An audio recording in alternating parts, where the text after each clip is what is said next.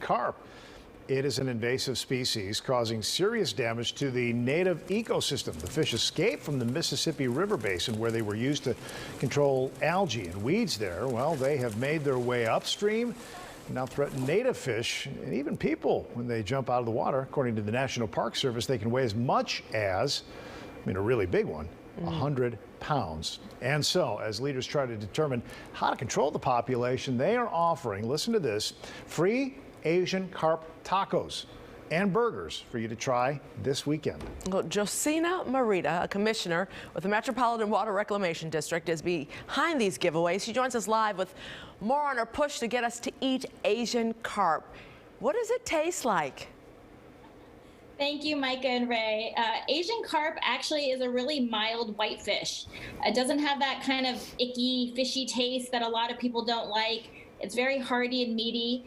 And it's a higher source of protein than a lot of salmon, really rich in omega fatty acids and very low in contaminants. So it's a really healthy, tasty, mild fish. Well, whenever you go fishing, and if you happen to hook a carp, that is when you're throwing back in, right? But this is a way that you're saying we can get something that we may not have thought about eating and actually doing some good for the environment. Tell me how you prepare that. It's sort of a scaly fish, right? And it doesn't seem to prepare very well. Is that why you grind it up? Yeah, that's one of the hardest things. It doesn't have a regular bone structure where you can fillet it like a lot of fish, so it's very bony. But the Illinois Department of Natural Resources is taking care of that for us. They're harvesting and deboning the fish, so it'll come in kind of a nice minced meat without bones, kind of like a ground beef. And we'll be turning those into burgers and tacos for people to eat for the first time. We hope it's their first time eating Asian carp, but we hope it's not their last. And the point of this really is to help with the ecosystems, because these carps can be nuisances for people who are on boats, and also they kind of eat up all the other little fish, right? Yeah, they were brought to the United States because they're such voracious eaters, like Ray said, to help clean up these ponds, but they escaped to the Mississippi and they've literally been eating their way north. They eat up to 1/3 of their body weight a day, and there's parts of the Illinois River where Asian carp make up 90% of the biomass in the in the Illinois and Des Plaines rivers.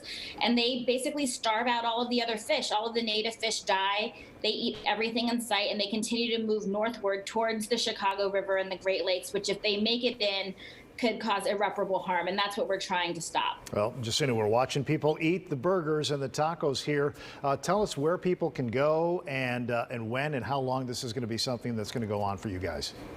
We're starting tomorrow morning at Dirk's Fish House on Clybourne in Chicago. We'll be at Unity Park and Humboldt Park, as well as Open Books in Pilsen on Saturday.